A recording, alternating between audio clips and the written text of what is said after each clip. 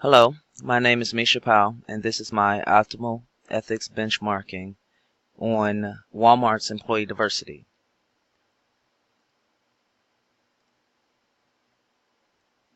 Walmart employee diversity. Okay, number 25 of the employee diversity is a specific person, such as a diversity officer, is accountable for diversity issues.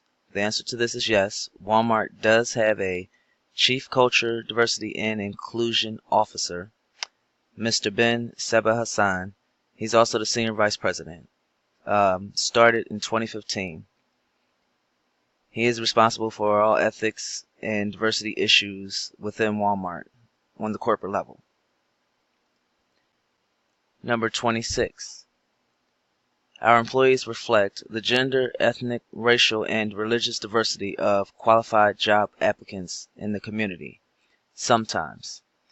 I say sometimes because, according to Walmart's Global Statement of Ethics, Walmart prohibits discrimination in employment-related decisions, or in business dealings on the basis of an individual's race, color, ancestry, age, sex, sexual orientation, religion, disability, ethnicity, national origin, veteran status, marital status, pregnancy, or any other status protected by law or local policy, according to Walmart.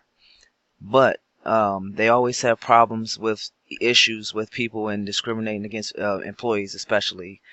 And here's a case in point. Walmart Stores of Texas, LLC, discriminated against the store manager by subjecting him to harassment, unequal treatment, and discharge because of his age. The U.S. Equal Employment Opportunity Commission, EEOC, charged in a lawsuit filed in federal court today. And that was in 2014. And the suit alleged that federal anti-discrimination law was basically violated because this gentleman had diabetes, and they failed to give him reasonable accommodation so that he can complete his job at Walmart. Okay. Managers. Number 27. Managers support our diversity initiatives. I put yes because just recently they launched the President's Inclusion Council, according to their Global Office of Culture, Diversity, and Inclusion in 2016. And this all came about because of Mr. Hassan. This council comprises global leaders who will work with me to make sure that Walmart attracts, retains, and develops the best talent, and that our associates feel valued and respected. And they says they're also fully committed to having a workplace that is inclusive of all people, which is obviously a step forward for Walmart. Number 28. Flexible work schedules and cafeteria-style benefit plans meet the needs of our diverse workforce.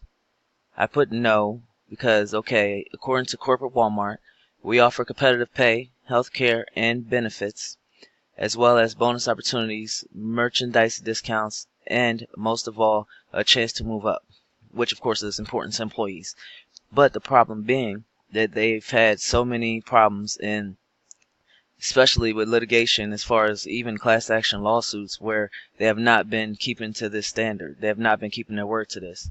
For instance, the company previously required 60% of employees to be full-time and has now cut that down to 40% full-time, 40% part-time, and 20% temporary workers who are not entitled to any benefits. When they drop these employees down past 20 hours a week, they're not entitled to any of the healthcare benefits at all.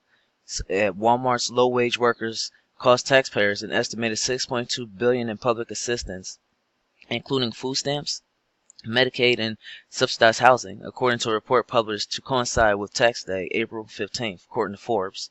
The report also provided a state-by-state breakdown of these figures, as well as some context on other issues on the other side of the coin, being Walmart's huge share of nationwide SNAP and other food stamp benefits. Basically, people who are employees of Walmart are also on food stamps and other medical care that are subsidized and supported by the state. So taxpayers are having to pay out of their pocket to help people who shouldn't need help because they are working. It doesn't make any sense. So my answer to that is no. Number 29, our promotion, performance appraisal, and downsizing criteria did not discriminate against diverse employee groups. Sometimes.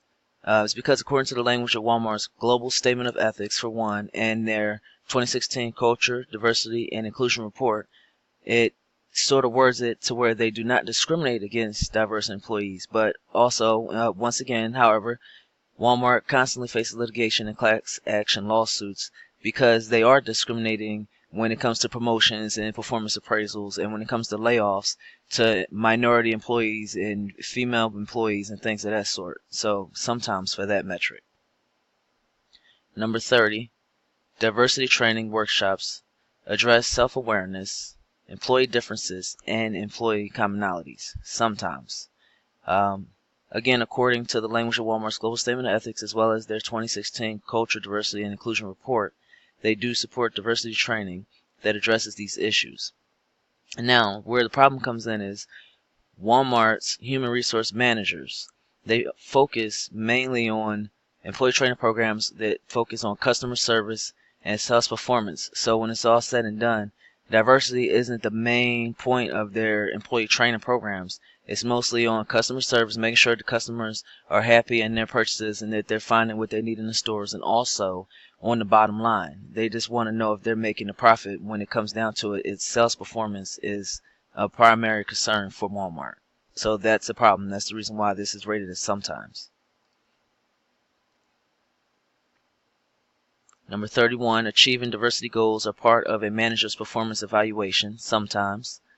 According to the language of Walmart's Global Statement of Ethics, as well as their 2016 Culture, Diversity, and Inclusion Report, managers are responsible for performing in a manner that is in compliance with all applicable policies, laws, and procedures. The managers, as far as Walmart is concerned, are supposed to be evaluated on performance as far as not just sales performance, but as far as how they're treating their diverse employees, their diverse customers, and other shareholders and stakeholders and things of that sort. But again, as a part of their training programs, they don't focus on diversity issues. It's mostly just customer service issues and issues pertaining to sales performance. So that I see that as being problematic with Walmart.